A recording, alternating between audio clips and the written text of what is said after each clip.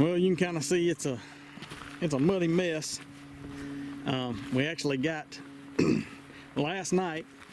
It was about 9:30 when we got home, and we had 1.25 inches of rain. This morning when I checked it, I didn't dump that out, I just left that. We had 2 3/4, so we got 1.5 inches overnight, which I was not expecting. Trying to see what's going on with this set. I had some feathers. I'm not sure if, I think that's just how the water kind of washed it. Overall, that set doesn't look bad. It'd be ideal to sprinkle a little dry dirt, or actually some peat moss would be good. Need to put that on the grocery list to pick up. This set over here, this is one that I had dug up. I didn't even mess with it yesterday. It was raining when I checked them, and I knew it was more rain coming. So what I think I'm actually going to do though is try to put me a couple drain holes in here, see if I can get the water off, and then at least get the trap where it's operational. And maybe a little shot of urine and some gland lure right here, because obviously those 2 holes are full. So see if I can get these things back to working and maybe pick something up. Hopefully, it rained all night last night, so hopefully we'll pick up something. I assume things are going to be moving tonight, so I typically have good luck after a major rain event. And one thing I get asked a lot is how often do I re-lure or rebait? And honestly, outside of trying to do something with that one, just to get a little bit of scent there, I'm probably not going to re-lure any of my sets right now. That's just my perspective. I feel almost like sometimes the bait or the lure that we use is too strong. Make sure you can see me here. And I feel like sometimes a rain is a benefit because it kind of knocks that scent back just a little bit. And so it's not uncommon to get a catch after a rain, like a small rain, not like a 3-inch rain over 2 days where nothing probably moved. But if we get a 1/2 inch or even 3/4 inch of rain or less, I typically, as long as the set's still operational, I won't mess with it. And the night after the rain, or with it even within a couple days, it's not uncommon for me to get catches without refreshing that scent. So I think one, that's a testament to how much more incredible those canines' noses are than ours at smelling and detecting those scents. So I don't know, that's just my thoughts. What's all y'all's thoughts? Like I say, just from my experience, I've had good luck after rain, and that's, as I've thought about it more, one of the things that kind of crosses my mind is that maybe that stuff, we can smell it strong, the bait or lure, a lot of times, and coyotes can smell 10,000 times better than we can, I think. So you think about how much more pungent that could be to them. I could see where that could raise some caution with them versus letting it sit for a couple days and kind of air out a little bit and then get used to the smell. So we'll see. Hopefully we got a beaver down there. I hadn't checked that yet, so hopefully we got a beaver. How high is the water, Mama? I guarantee you it's rising.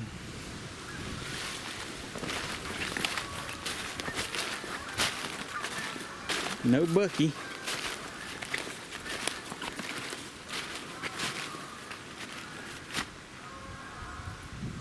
Like he knocked my snare down again though. And I know the water's at least, golly, there he goes. See the ripples?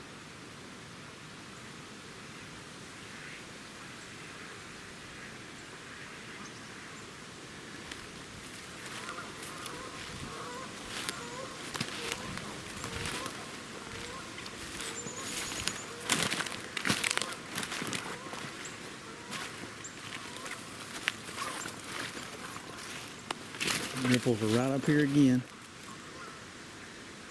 Both my conibears are knocked over probably from all the build up right there.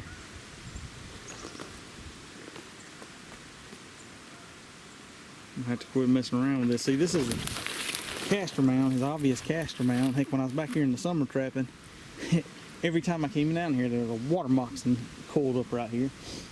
this is where I wanted to put the snare that I've got down the creek, but there was nothing to tie it off to. I didn't have a long enough extension cable to tie it off. Let's see if I can not make you sick. A pile of ducks. But I just saw Mr. Beaver swimming right up there.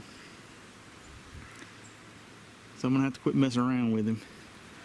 And I just hadn't brought one of my, I got some beaver snares on pogos. I hadn't brought one of them down to set here, but I need to do that and then bring a 330 to put right there. Because he's come that's twice that I've seen him, and he's been right here in this area, making me look foolish. There he is. Little smug rascal. It's just gonna make catching him all that much better. Then it's how this little sucker thinks he's cute and that he knows more than me. I don't know if you can tell that or not, but he's on the other side of that. He just pulled himself out and he's just sitting there chilling on that down oak tree. I am rearranging things a little bit. Down there, my conibears with my dive sticks are just catching too much junk right now. So they're pretty much out of commission anyway. So I pulled them.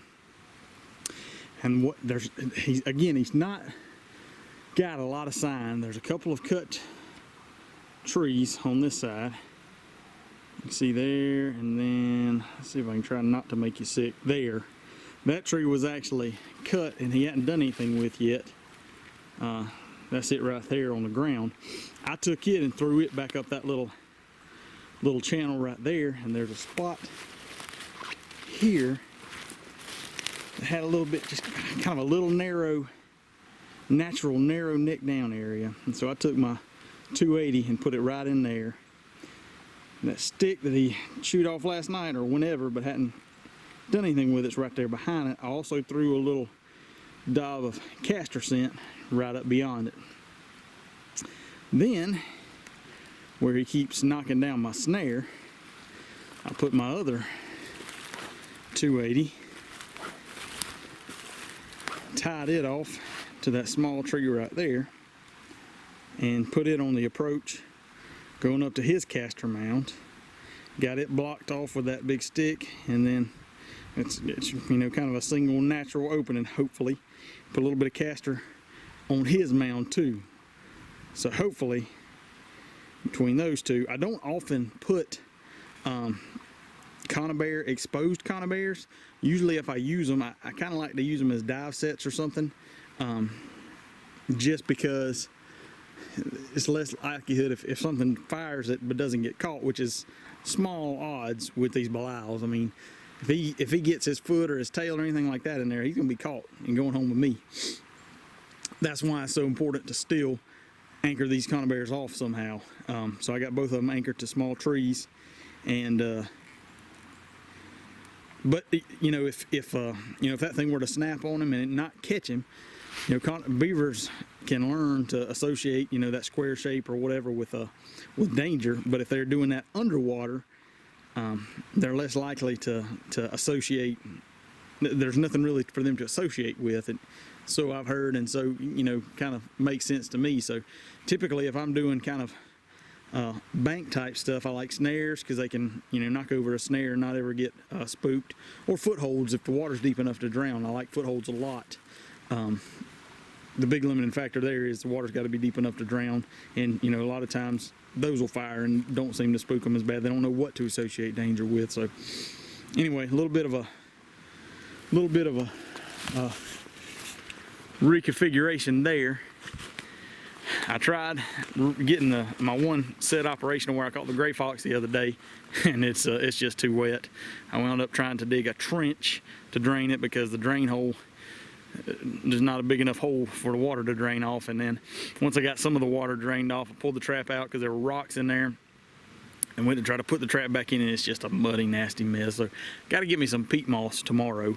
The other trap was fine though. I kind of cleared it off a little bit where there's no big difference between where the pan is and the other stuff, because it was a little bit funky looking. But I left it alone, and I've got coon trap, and the other two where I caught the red. So we'll go see what we got going down there. Something down here. Old gray fox. Didn't get skunked 2 days in a row. Love it. You know what that's in? Expand the pan. Oh, notorious for getting out. Gray fox, and he's caught in there pretty darn good now. That's a full foot catch. I like it.